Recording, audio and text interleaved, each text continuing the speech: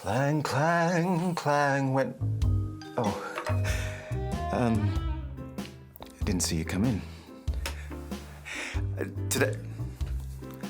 Today's quick tip is something you can put into action right now.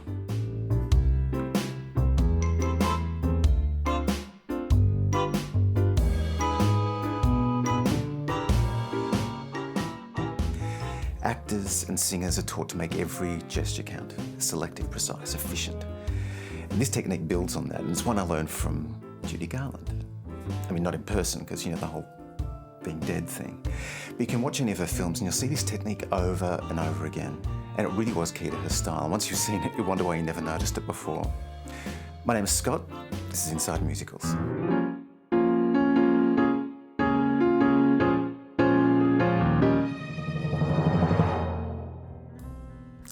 Okay, so hold on to your ruby slippers. Here's the Judy Garland secret.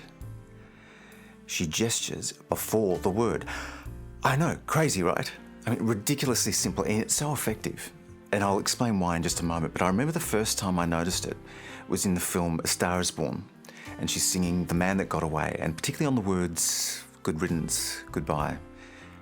Now, unfortunately, I can't actually show you the clip. I can't even use the song, but we can imagine.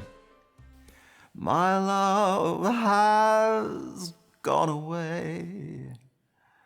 Okay, so maybe not my best Judy Garland impression, but it's very different to putting the gesture on the word. My love has gone away. Which by comparison can look kind of pedestrian and obvious. I think when the word and the gesture coincide, they're doing the same thing. And if you're not careful, it can just look like a forced choreography rather than a natural gesture. Yet when the gesture comes after the word, my love has gone away. At best, it can seem like an afterthought. At worst, superfluous. And of course, gesture can come before, on, or after the word, there's no doubt. But something very special happens when the gesture comes first. It gives this sense of spontaneity and immediacy, and for an audience, it gives the impression that they can see into the workings of a character's mind before the character even has the words to explain what they're thinking. And we've all had that experience of feeling like we know what someone's thinking before they say it, knowing a dog's about to bite, because we've read those subconscious cues. And that's exactly how this technique works.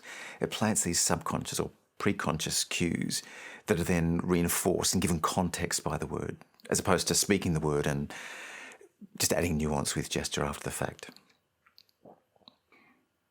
Have I lost anyone yet? The important thing to remember is an audience loves to feel smart. They love to piece things together. And if you can keep them engaged as an active participant rather than just a passive viewer, they're more likely to connect with what you're doing and feel for your character. My love has gone away. Now, Judy Garland had an extraordinary voice from such a young age, and she did so many musicals, it's easy to underestimate her as an actress. And yet one thing most people agree on is she had this uncanny ability to evoke fragility and vulnerability on screen that just made an audience want to reach out to her. And this technique is one of the strategies she used to achieve it.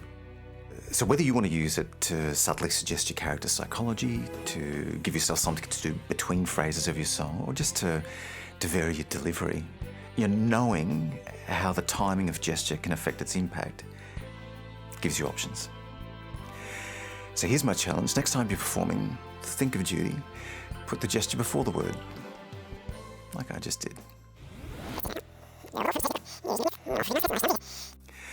So here's my challenge. Next time you're performing, think of Judy, put the gesture before the word, like I just did.